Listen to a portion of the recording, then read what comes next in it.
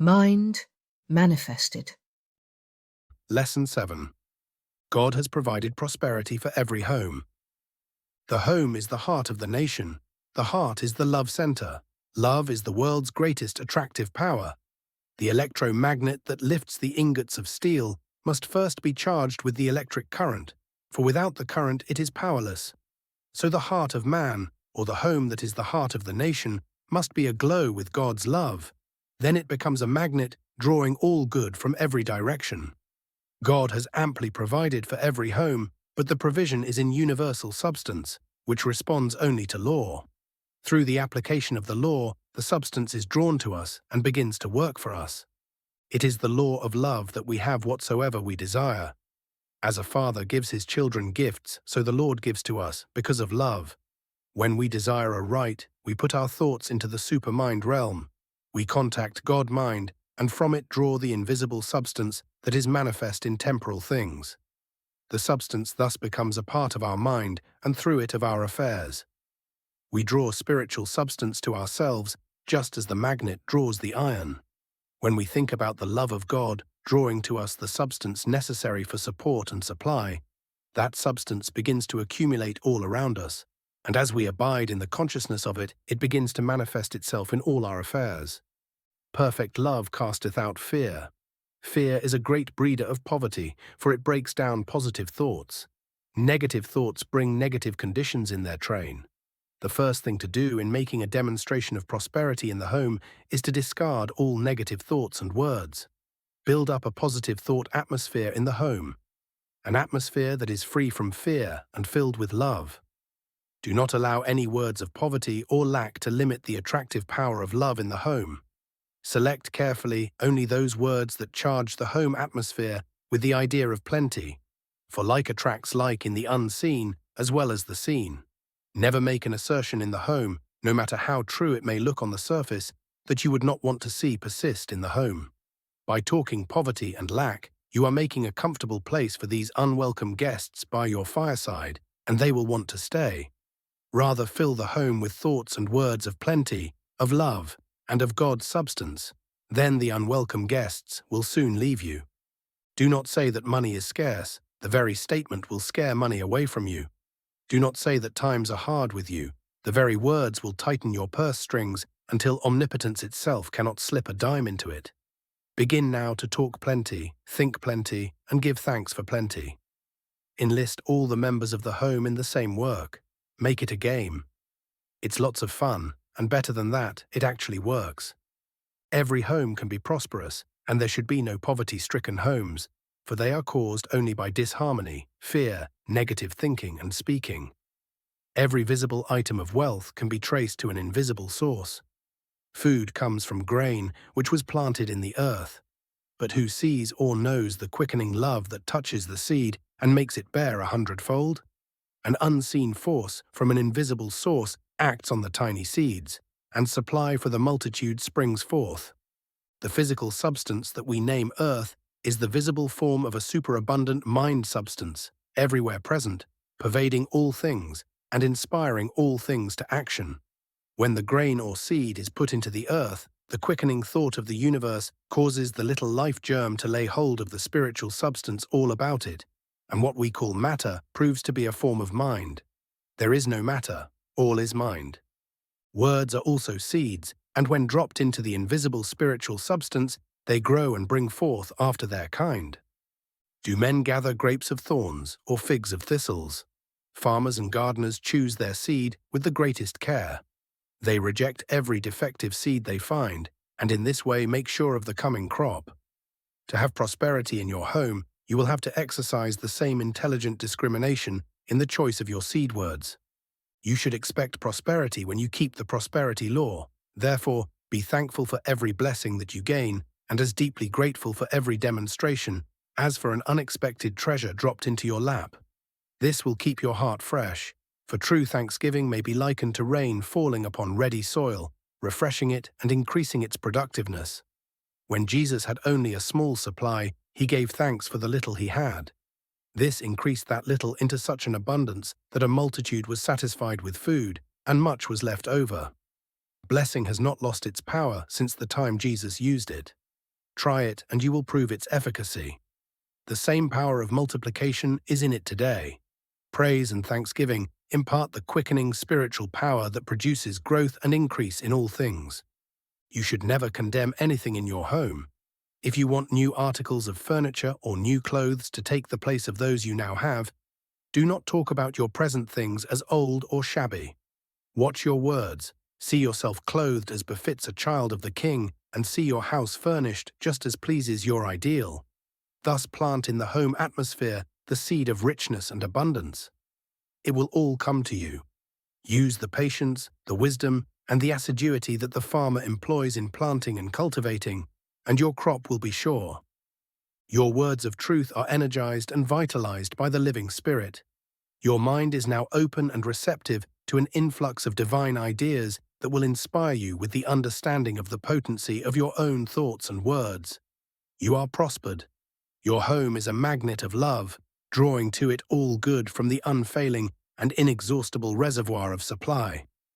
Your increase comes because of your righteous application of God's law in your home. The blessing of Jehovah, it maketh rich, and he addeth no sorrow therewith. Jesus showed men how to live in rest and peace, a simple life. Where the simplicity of his teaching is received and appreciated, the people change their manner of living, doing away with ostentation and getting down to the simplicity and beauty of the things that are worthwhile. Every summer, those who feel that they can plan to go away for a vacation, and many of them enjoy a small cabin in the woods where they can live a simple and natural life close to nature. This shows that they long to let go of the burdens of conventionality and rest in touch with the real of things. The soul wearies of the wear and tear of the artificial world, and now and then it must have a season of rest. Jesus invites, "Come unto me, all ye that labor and are heavy laden, and I will give you rest." There is a great difference between the simple life and poverty. The two have been associated in the minds of some people, and this is the reason they shun the idea of the simple life. Even those who have come into some degree of spiritual understanding sometimes put out of mind all thought of a simple manner of living, because they fear that others will think they are failing to demonstrate prosperity. In such cases, those who judge should remember to judge not according to appearance, and those who are judged should be satisfied with the praise of God rather than with the praise of men. All those who base their prosperity on possessions alone have a purely material prosperity, which, though it may seem great for a time, will vanish, because it is founded on the changing of the external and has no root within the consciousness. There is a great similarity in the homes of nearly all people who have about the same sized incomes. Each one unconsciously follows suggestion and furnishes his home with the same sort of things as his neighbors. Here and there are exceptions. Someone is expressing his or her individuality, overcoming mass suggestion and buying the kind of furniture he really wants, or that is really comfortable and useful. This free, independent spirit has much in its favor in making a prosperity demonstration. The delusion that it is necessary to be just like other people, or to have as much as other people have, causes a spirit of anxiety that hinders the exercise of faith in demonstration. The simple life does not imply poverty, and it is not ascetic. It is as different from the austere as it is from wanton luxury. It is the natural, free, childlike mode of living, and one never really knows what true prosperity is until one comes into this simplicity and independence of spirit. The simple life is a state of consciousness. It is peace, contentment, and satisfaction in the joy of living and loving, and it is attained through thinking about God and worshipping Him in spirit and in truth. You want to learn how to demonstrate prosperity in your home by the righteous exercise of powers and faculties that God has given you. Realize in the very beginning that you do have these powers and faculties. You are in possession of everything necessary for the demonstration of prosperity and can undertake it with the utmost confidence and faith. You can draw on the omnipresent substance throughout all eternity, yet it will never grow less, for it consists of ideas. Through thinking, you take some of these ideas into your mind, and they begin to become manifest in your affairs. Love is one of the ideas that provide a key to the infinite storehouse of abundance. It opens up generosity in us. It opens up generosity in others when we begin to love and bless them. Will it also open up a spirit of generosity in God? It certainly will and does. If you consciously love and bless God, you will soon find that things are coming your way. It will surprise you that just thinking about God will draw to you the things you want and expect, and bring many other blessings that you had not even thought about. Thousands of persons have proved this law to their entire satisfaction, and we have many records that illustrate how people have demonstrated abundance in the very face of apparent lack, simply by thinking about the love of God and thanking Him for what they have. This law will demonstrate itself for you or for anyone who applies it faithfully, for love never faileth. Men in business and industry have demonstrated great amounts of money through love. They did not love God, but the love of money attracted the money to them. It drew the substance right to them and enabled them to accumulate money, but merely as material, without the divine idea that assures permanence. We hear about men in high finance going bankrupt quite as often as we hear about men making great fortunes. When we develop a spiritual consciousness, we transfer this personal love to a higher and more stable plane, from the love of money and material things to the love of God, and thus conceived it will attract to us all the resources of infinite mind forever and ever. Once make a connection with the universal bank of God, and you have a permanent source of wealth. Jesus said that when we come to the altar to make an offering, we should have nothing in our heart against our brother. He said that before we can make contact with the love and power of God, we must first make peace with our brother. This means that we must cultivate a love for our fellows in order to set the attractive force of love into operation. All we need do is quicken our love for others by thinking about love and casting out of our mind all hate and fear that would weaken the perfect working of that mighty magnet. As love attracts, hate dissipates.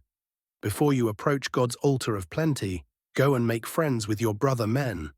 Make friends even with the money powers. Do not envy the rich. Never condemn those who have money merely because they have it and you do not. Do not question how they got their money and wonder whether or not they are honest.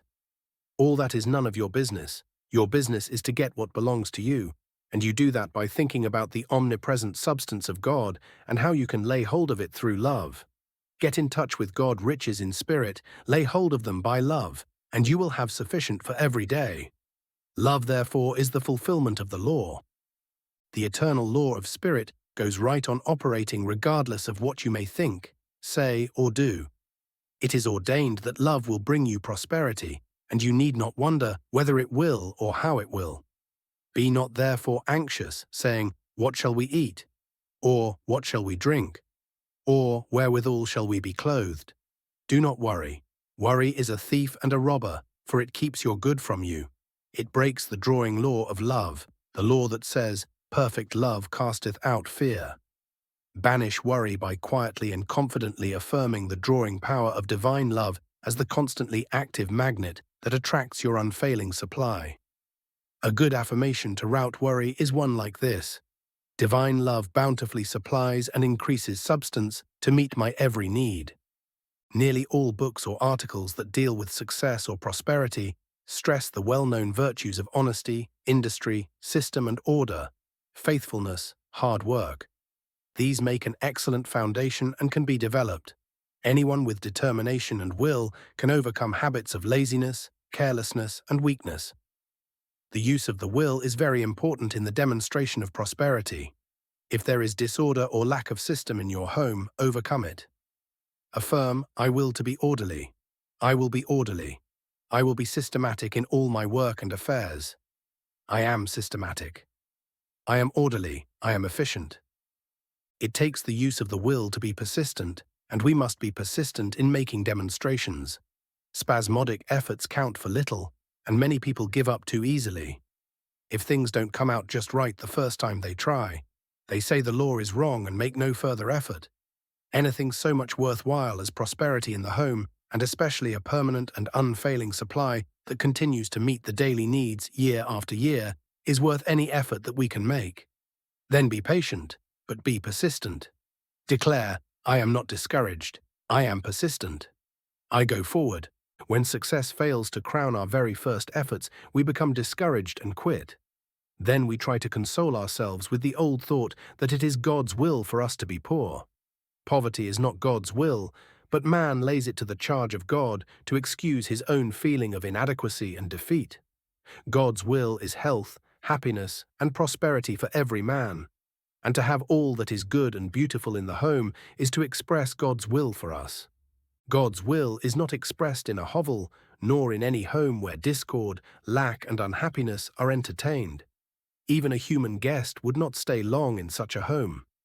To have a prosperous home, prepare it as the abiding place of God, who gives prosperity to all his children and adds no sorrow therewith. Determine to know God's will and do it. Affirm, I am determined to achieve success through doing God's will. That sums up the whole law. God is more willing to give than we are to receive. What we need to do is to determine what is his will, what he is trying to give, and open ourselves to receive his bounty. We do that by willing to do his will. You can be and have anything that you will to be and to have. Will to be healthy. Will to be happy. Will to be prosperous. There are many persons who will to be prosperous and who have made up their minds, as they think, very determinedly. But they have not overcome all doubts, and when their demonstration is delayed, as it is in such cases, the doubt increases until they lose faith altogether. What they need is more persistence and determination. The word determined is a good word, a strong, substantial word with power in it. Jesus said that his words were spirit and life and would never pass away. Emerson says that words are alive, and if you cut one, it will bleed. Use the word determined and emphasize it in your affirmations. If things do not seem to come fast enough, determine that you will be patient. If negative thoughts creep in, determine to be positive. If you feel worried about the results, determine to be optimistic. In response to every thought of lack or need, determine to be prosperous. The Lord has prosperity to give, and those who are determined go after their share.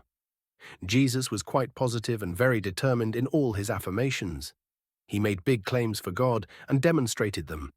Without the slightest doubt that the money would be there, he told Peter to put his hand into the fish's mouth and take out the wanted money. His prayers were made of one strong affirmation after another. The Lord's Prayer is a series of determined affirmations. We claim the will of God is for us to be rich, prosperous, and successful. Make up your mind that such is God's will for you and your home, and you will make your demonstration. In the Old Testament, in the 4th chapter of the 2nd Kings, there is a fine prosperity lesson for any home. The widow represents one who has lost his consciousness of God's supply and support. That divine idea of God as all abundance is our true support. The two children of this home represent the thoughts of debt, what the family owes, and what someone owes the family. The prophet is divine understanding. The house is the body consciousness. The pot of oil is faith in spiritual substance. The neighbors are outside thoughts, and their empty vessels are thoughts of lack. To go in and shut the door, as the widow was told to do, is to enter the inner consciousness and shut out the thoughts of lack. This is followed by strong words of affirmation, pouring the substance into all the places that seem to be empty or to lack until all are full. In conclusion, it is affirmed that every obligation is met, every debt paid, and there is so much left over that there are no vessels left to hold it. This compares with the promise of God, I will open you the windows of heaven and pour you out a blessing, that there shall not be room enough to receive it. Heaven represents the mind. All this is done in the mind, and you can do it. Carry each step forward in your imagination exactly as if it were occurring in the without. Form your prosperity demonstration in your mind, then hold to the divine law of fulfillment. And having done all, stand. You may not be able to fill all the vessels with oil on your first attempt, but as you practice the method day by day, your faith will increase, and your results will be in proportion to your increasing faith. Work at the problem until you prove it. Apply the principle and the solution is sure. If it does not come at once, check over your methods carefully and see wherein your work has not been true. Do not allow one empty thought to exist in your mind, but fill every nook and corner of it with the word plenty, plenty, plenty. If your purse seems empty, deny the lack and say, you are filled even now with the bounty of God, my Father, who supplies all my wants. If your rooms are empty, deny the appearance and determine that prosperity is manifest in every part of every room. Never think of yourself as poor or needy. do not talk about hard times or the necessity for strict economy. Even the walls have ears, and unfortunately, memories too. Do not think how little you have, but how much you have. Turn the telescope of your imagination around and look through the other end. Revile not the king, no, not in thy thought, and revile not the rich in thy bedchamber. For a bird of the heavens shall carry the voice, and that which hath wings shall tell the matter. Blessed is the man that walketh not in the counsel of the wicked, nor standeth in the way of sinners, nor sitteth in the seat of scoffers. But his delight is in the law of Jehovah, and on his law doth he meditate day and night. And he shall be like a tree planted by the streams of water, that bringeth forth its fruit in its season, whose leaf also doth not wither, and whatsoever he doeth shall prosper. Through wisdom is a house builded, and by understanding it is established, and by knowledge are the chambers filled with all precious and pleasant riches. Jehovah will open unto thee his good treasure, and the Almighty will be thy treasure, and precious silver unto thee. Jehovah is my shepherd, I shall not want. Trust in Jehovah and do good, dwell in the land and feed on his faithfulness. Jehovah will give grace and glory. No good thing will he withhold from them that walk uprightly. That I may cause those that love me to inherit substance, and that I may fill their treasuries. If ye be willing and obedient, ye shall eat the good of the land. Mind manifested. Like and subscribe. I love you.